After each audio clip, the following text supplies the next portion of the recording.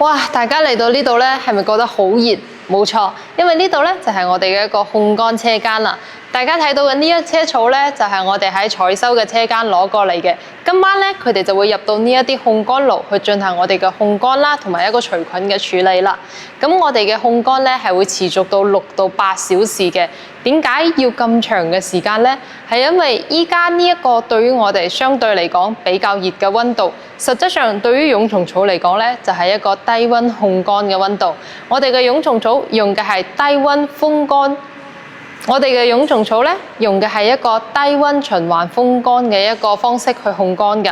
好多人就話啦，我哋嘅蛹蟲草食落去咁脆，會唔會係因為佢係烤過嘅、炸過嘅，食落去會唔會上火㗎？會唔會熱氣㗎？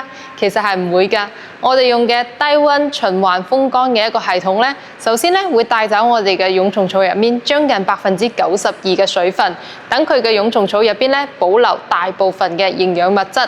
另外咧，保持佢嘅乾度咧，就會令到佢更加嘅乾脆。我哋嘅保存方面咧，都會令到我哋嘅蛹蟲草嘅一啲營養物質啦，同埋佢嘅保存時間都會更加長㗎。